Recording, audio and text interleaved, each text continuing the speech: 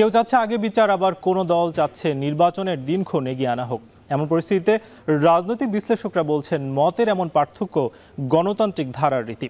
কিন্তু অন্তর্বর্তী সরকার জুলাই আগস্টের হত্যার বিচার দ্রুত করবে নাকি নির্বাচন দ্রুত? এমন প্রশ্ন নিয়ে আজ ভোটের ট্রেনের ৩৮তম পর্ব আলোচনা করতে চাই। আপনাদের সঙ্গে আছি আমি নাজমুস সাকিব। আপনারা দেখছেন ভোটের ট্রেন। রাজনৈতিক দল এবং আজকে অন্তর্বর্তী সরকারের যারা উপদেষ্টা রয়েছেন তারা নানা কথাবার্তা বলেছেন। এছাড়া নির্বাচন কমিশনারও কিন্তু কথা বলেছেন। কে কি বলেছেন সেই বিষয়গুলো আছে আমরা দেখে আসতে চাই। আজকে দেখতে পাচ্ছি যে নির্বাচন কমিশনার অর্থাৎ প্রধান নির্বাচন কমিশনার এম নাসির উদ্দিন কথা বলেছেন। তিনি কুমিল্লাতে বলেছেন যে মার্চ মাসের ২ তারিখ ভোটার তালিকা সম্পূর্ণ হবে এবং প্রধান উপদেষ্টার বক্তব্যের সময় অনুযায়ী নেওয়া হচ্ছে নির্বাচনী প্রস্তুতি। অর্থাৎ প্রধান উপদেষ্টা যে সময় দিয়েছেন ২৫ সালের শেষ অথবা ২৬-এর মাঝামাঝি সময়, তার মধ্যে কিন্তু নির্বাচনের যে প্রস্তুতি সেটা নির্বাচন কমিশনার নিচ্ছে। এছাড়া সংস্কার কমিশনের যে রিপোর্ট সেটা হাতে পেলেই ধারণা করা যাবে যে নির্বাচন কবে নাগাদ হতে পারে। এবং বারবারই আসলে কথা হচ্ছিল যে জাতীয় সংসদ নির্বাচনের আগে স্থানীয় নির্বাচন। এটা আজকে প্রধান নির্বাচন কমিশনার কিন্তু বলেছেন যে স্থানীয় নয়, জাতীয় সংসদ নির্বাচনকে সামনে রেখে তারা প্রস্তুতি নিচ্ছেন এবং রাজনৈতিক যেই দলগুলো রয়েছে তারা কিন্তু একই কথাই বলছে। এছাড়াও সুষ্ঠু ও গ্রহণযোগ্য নির্বাচন করতে নির্বাচন কমিশন প্রতিশ্রুতিবদ্ধ বলেই জানা যাচ্ছে। এছাড়া দেখে আসতে চাই আজকে কিন্তু প্রধান নির্বাচন কমিশনার ছাড়াও বেশ কয়েকটি রাজনৈতিক দল কথা বলেছে। এর বাইরেও ছাত্র প্রতিনিধিরাও কিন্তু কথা বলেছেন। যে জাতীয় নাগরিক কমিটির সদস্য সচিব আখতার হোসেন বলেছেন যে নতুন সংবিধান নির্বাচিত সংসদের মাধ্যমে হবে এবং আগামী নির্বাচন হবে গণপরিষদ নির্বাচন। এবং বৈষম্য বিরোধী ছাত্র আন্দোলনের মুখপাত্র উমামা ফাতেমা বলেছেন যে আওয়ামী লীগের বিচারের আগে কোনো নির্বাচন হবে না।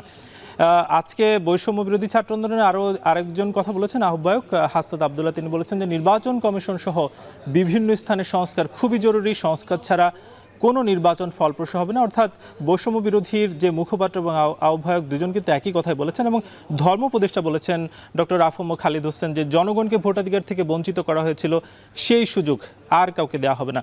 অর্থাৎ বলাই যায় যে আজকে যারা নির্বাচন কমিশনার কিংবা এর বাইরে যারা রাজনৈতিক দল কিংবা ছাত্রদের যে দল রয়েছে সবার কিন্তু কারো কথায় উঠে এসেছে যে নির্বাচন কবে নাগাদ হবে এবং কি কি দরকার, কি কি সংস্কার জরুরি, সব মিলে কিন্তু আজকে কথা বলেছেন। আমরা এইসব বিষয়ে আলোচনা করব। আমাদের সঙ্গে আরও একজন অতিথি কিন্তু যুক্ত হবেন, তবে সেটা একটি ছোট বিরতির পর।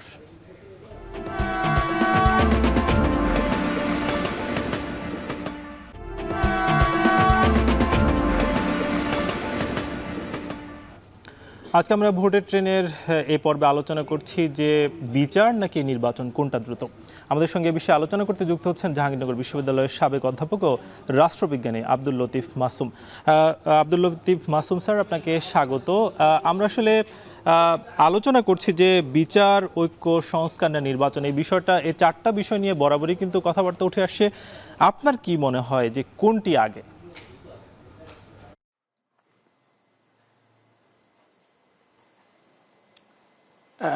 রাষ্ট্রবিজ্ঞানে একটা কথা আছে এরকম যে এ politician things for the next election but A Statesman things for the generation. এই বাক্য দ্বারাই আপনারা বর্তমান অবস্থাকে নির্ণয় করতে পারবেন। রাজনৈতিক দলগুলো সঙ্গতভাবেই ক্ষমতার কাছাকাছি যেতে চায় এবং তাদের এজেন্ডা ওটাই। কিন্তু যারা রক্ত দিয়েছে, যারা সংস্কার আন্দোলনের জন্য এই বাক পরিবর্তন করেছে, তাদের কাছে সংস্কার, বিচার এবং অন্যান্য বিষয়গুলো অত্যন্ত গুরুত্বপূর্ণ। সেজন্য আপনারা দেখতে পাচ্ছেন যে সরকার যে কথাগুলো বলছেন সেই কথাগুলোর সাথে খুব হুবহু যে আমাদের বৈষম্যবিরোধী ছাত্র আন্দোলনের মিল হয়ে যাচ্ছে এরকম নাও, তাদের আর্টসটা প্রকাশিত হচ্ছে এবং আমি বলবো যে খুব সঙ্গতভাবে এবং সমন্বয়ের মাধ্যমে সরকার সেগুলোকে আত্মস্থ করার চেষ্টা করছেন। মাসুম, আপনার কাছে আরেকটু জানতে চাই যে স্যার একটু বলবেন যে সবকিছু অর্থাৎ বিচার, ঐক্য, সংস্কার, এই সব বিষয়গুলো অর্থাৎ নির্বাচন প্রক্রিয়ার দিকে যাওয়ার জন্য যে বিষয়গুলো রয়েছে একসঙ্গে চলা উচিত বলে অনেকে মনে আপনি কি মনে করছেন আসলে?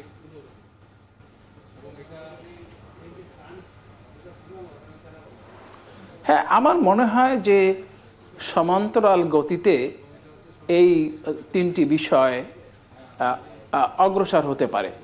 যেমনটি আপনাদের মাধ্যমে শুনলাম যে প্রধান বিচারপতি প্রধান নির্বাচন কমিশনার এম নাসির উদ্দিন যথার্থভাবেই বলেছেন যে তারা জাতীয় নির্বাচন করার জন্য প্রস্তুতি নিচ্ছেন এবং আগামী বছরের মার্চ মাস নাগাদ ভোটার হালনাগাদ হয়ে যাবে।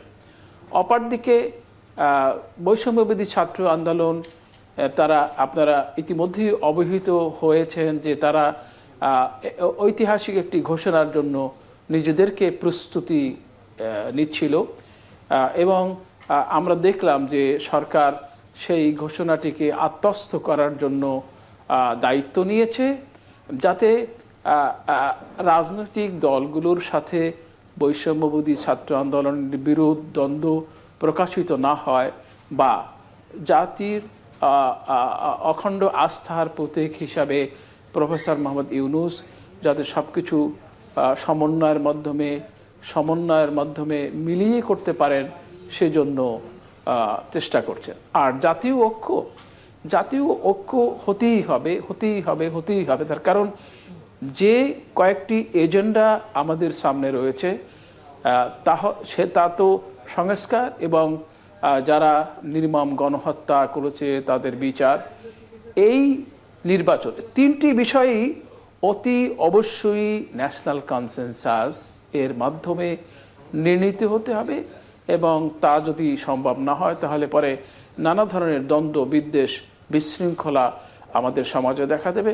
খুব শক্তভাবে হলেও খুব সমঝোতার মাধ্যমে এই উদ্দিষ্ট লক্ষ্য আমাদেরকে অর্জন করতে হবে। যে আসলে বেশ কয়েকটি যে সংস্কার হচ্ছে কিংবা সবগুলো আসলে সমানতালে এগোনো উচিত, তবে নির্বাচন কমিশন যেই বিষয়গুলোতে গুরুত্ব দিচ্ছে এবং ভোটার তালিকা সহ অন্যান্য বিষয়গুলোতে কিন্তু আমরা দেখতে পাচ্ছি যে নানা ধরনের ভুলভ্রান্তি রয়েছে কিংবা ভুয়া ভোটার বলা হচ্ছে। নির্বাচনের ক্ষেত্রে কোন বিষয়গুলোতে আসলে বেশি গুরুত্ব দেওয়া উচিত?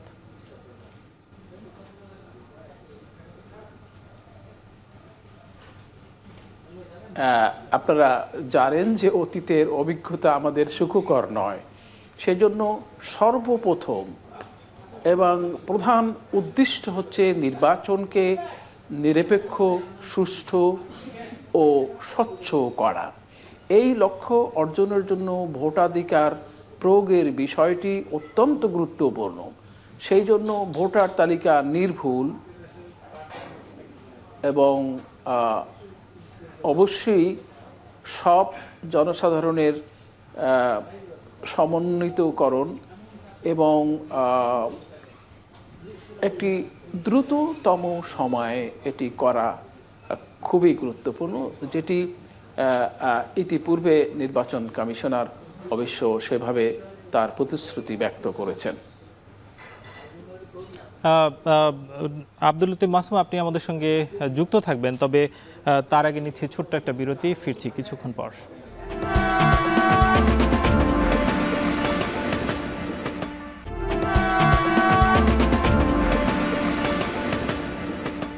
ফিরে এলাম বিরতির পর, দেখছেন ভোটের ট্রেন।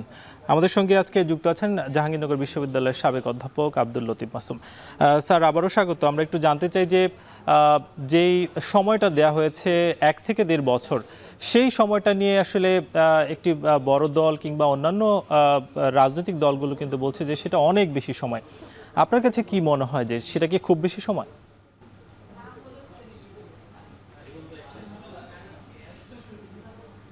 না, আমার কাছে সেরকম মনে হয় না। যে সময়টি অন্তর্বর্তীকালীন সরকারের প্রধান বলেছেন বা পরে যে ব্যাখ্যাগুলো এসেছে, আমার মনে হয় এটি যৌক্তিক।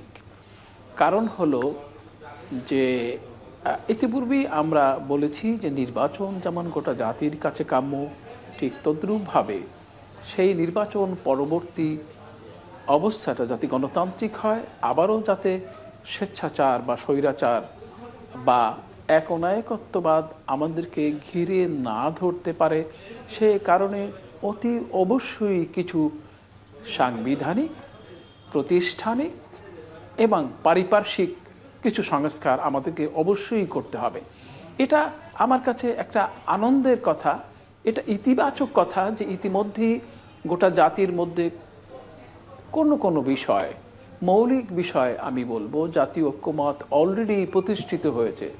যেমন ধরুন সংবিধান সংস্কারের বিষয়, সংস্কারের সংবিধানের ভারসাম্য বিধান, সেপারেশন অফ জুডিশিয়ারি, এবং প্রধানমন্ত্রীর প্রধানমন্ত্রী 2 মেয়াদের বেশি কাল ক্ষমতায় না থাকা, উচ্চ পরিষদ,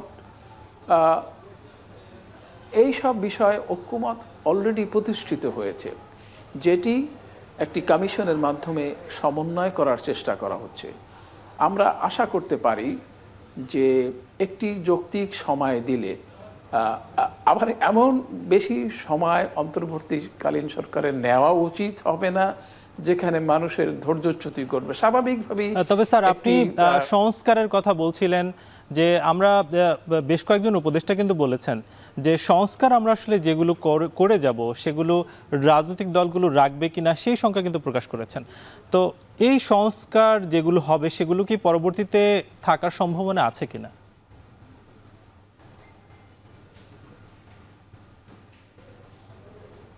না, সেই সম্পর্কে যে সংখ্যা তারা প্রকাশ করেছেন, সেই সংখ্যা একজন রাষ্ট্রবিজ্ঞানের শিক্ষার্থী হিসাবে আমার কাছেও প্রবল। তার কারণ আপনারা দেখেছেন ইতিপূর্বে 3 জোটের রূপরেখা বাস্তবায়িত হয়নি। অন্যান্য ক্ষেত্রেও 1/11 পরে যে সমস্ত প্রতিশ্রুতিগুলো দেওয়া হয়েছিল সেগুলোও বাস্তবায়ন হয়নি। সেজন্য আমাদেরকে এমন একটি কর্মপন্থা, এমন একটি প্রক্রিয়া বা এমন একটি কৌশল অবলম্বন করতে হবে যাতে করে ভবিষ্যৎ সরকার এটি মেনে নিতে বাধ্য হয়। যেমন ধরুন, উদাহরণ হিসাবে আমি বলতে পারি, সমস্ত রাজনৈতিক দলগুলো যদি একটি সার্বজনীন ঘোষণা বা জাতীয় ঐক্যমত্যের ঘোষণা প্রকাশ করে, সেখানে প্রধান বিরোধী দল রাজনৈতিকভাবে ঐক্যমত্য পোষণ করলে অন্য কারো সংখ্যা থাকবে না। এ ব্যাপারে জাতীয়তাবাদী দল বা বিএনপির খুব বড় ধরনের ভূমিকা আছে। আরও যারা বড় পার্টি আছে, যেমন জামায়াত ইসলামী আছে, যেমন ধরেন ইসলামী আন্দোলন আছে, খেলাফত মজলিস আছে, এরকম ডান বাম সকল মতের একটি ঐক্য আগেই ঘোষিত হতে হবে। আপনারা শুনেছেন যে আগামী নির্বাচনটি হবে, সেভাবেই যদি আমরা বলি তাহলে পরে কনস্টিটিউয়েন্ট অ্যাসেম্বলি বা সেই সংবিধান প্রণয়নের জন্য এই অধিবেশনটি যদি হয়, তাহলে পরেও আমাদেরকে এই বিষয়ে খেয়াল রাখতে হবে। গুরুত্বপূর্ণ বিষয় হিসাবে সকলের প্রতিশ্রুতি ব্যক্ত করতে হবে, জাতীয় সনদের মাধ্যমে এটা প্রতিশ্রুতি ব্যক্ত করতে হবে। তাহলে পরবর্তীকালে রাজনৈতিক দলগুলো এর থেকে সরে যাওয়ার চেষ্টা করবে না। স্যার, রাজনৈতিক দলের কথা যেহেতু আসলোই, সেক্ষেত্রে আমরা দেখতে পেয়েছি যে গতকালকে কিন্তু প্রধান নির্বাচন কমিশনার বলেছেন যে আওয়ামী লীগের এই নির্বাচনে অংশ নেওয়ার ক্ষেত্রে কোনো বাধা নেই। আসলে কি কোনো বাধা নেই, কি মনে হয়?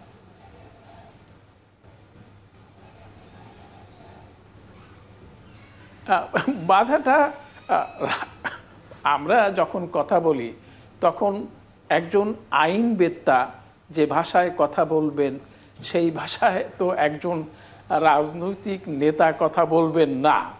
তো যারা সরকার ব্যবস্থায় আছেন বা দায়িত্বশীল ভবিষ্যৎ আশা করেন তারা আইনের ভাষায় কথা বলছেন, কিন্তু আপনারা বিশ্বাস করুন যে আওয়ামী লীগের আসলেই বাস্তব অর্থে নির্বাচনে অংশগ্রহণ করার কোনো সুযোগ নেই, কোনো সম্ভাবনা নাই, কোনো ক্ষেত্র নেই। গায়ের জোরে যদি তারা অংশগ্রহণ করতে চায় তাহলে করতেই পারে। এবং আমরা তো আশঙ্কা করি যে সেই 1975 সনের পরের মতো 4-5টা আওয়ামী লীগ গজিয়ে যাবে, নেতৃত্বের কন্দন সৃষ্টি হবে, জনগণ তাদেরকে বিতরণ করবে। আপনারা মানে মনে করবেন না যে সময় ভুলিয়ে দেবে এই শেখ হাসিনার রক্তক্ষয়ী যে ইতিহাস, সেই ইতিহাস সহজে ভোলার নয়। এবং অনেকেই মনে করেন যে আওয়ামী লীগ বোধহয় আবার ফিরে আসবে, আবার ঘটনা চক্রে আমাদের সামনে এসে আমাদের জন্য থ্রেট সৃষ্টি করবে। কিন্তু আমি মনে করি যেই জনসাধারণ, যেই প্রজন্ম, বিশেষ করে বৈষম্যবিরোধী ছাত্র আন্দোলনের যে প্রজন্ম ওই স্বৈরাচারকে প্রতিহত করেছে রক্তের বিনিময়ে, তারা কখনোই কোনোভাবেই কোনো ফাঁক ফোকর দিয়ে কোনো আইনের ব্যত্যয় ঘটিয়ে আওয়ামী লীগকে পুনর্বাসিত করার কোনো সুযোগ গ্রহণ করবে না, সহ্য করবে না। স্যার, আপনাকে অসংখ্য ধন্যবাদ। আপনি আমাদের সঙ্গে যুক্ত হয়েছেন এবং সবগুলো প্রশ্নই খুব ভালোভাবে আমাদেরকে জানিয়েছেন। অসংখ্য ধন্যবাদ স্যার। আজকে আমাদের সঙ্গে যুক্ত ছিলেন জাহাঙ্গীরনগর বিশ্ববিদ্যালয়ের সাবেক অধ্যাপক ডক্টর আব্দুল লতিফ মাসুম। এবার দেখে আসতে চাই আজকের সংসদীয় আসন পরিক্রমা। আজকে আমরা দেখব বগুড়া 3 আসন, সেখানে কিন্তু এই বগুড়া 3 আসনটি সংসদীয় আসন 38 এবং সীমানা অর্থাৎ আদমদিঘি এবং দুপচাচিয়া উপজেলা মিলে কিন্তু এই সংসদীয় আসন 38 এবং এখানে মোট ভোটার রয়েছেন 2023 সাল অনুযায়ী 2,96,453 জন এবং পুরুষ ভোটার রয়েছে 1,47,162 এবং নারী ভোটার কিছুটা বেশি, এখানে 1,49,291 জন। আজকে আমাদের যে সংসদীয় আসন, সেই সংসদীয় আসনে কিন্তু আমরা দেখতে পেলাম। এছাড়াও আজকে যেসব বিষয় নিয়ে আলোচনা হয়েছে সেখানে রাজনীতিবিদরা যেটা বলেছেন সারাদিনই, যে কেউ বলেছেন যে আগে আওয়ামী লীগের বিচার, তারপর নির্বাচন হবে, কেউ কেউ সংস্কারের কথা বলেছেন, আবার কেউ বলেছেন যে সংস্কারের জন্য যেই সময়, সেই সময় খুব বেশি। এছাড়াও নির্বাচন কমিশনার কিন্তু আজকে জানিয়ে দিয়েছেন যে আগামী মার্চ মাসেই কিন্তু যেই ভোটার তালিকা হালনাগাদ সেটার যে কার্যক্রম সেটা কিন্তু শেষ হবে এবং কবে নাগাদ নির্বাচন হবে সে বিষয়ে তিনি এখনো পর্যন্ত ইঙ্গিত দেননি, তবে সংস্কারের পরই হবে বলে জানিয়েছেন। আজকে আমরা শেষ করতে চাই, আগামীকাল ভোটের ট্রেনের নতুন কোনো পর্বে আলোচনা হবে। সে পর্যন্ত সুস্থ থাকুন, শুভরাত্রি।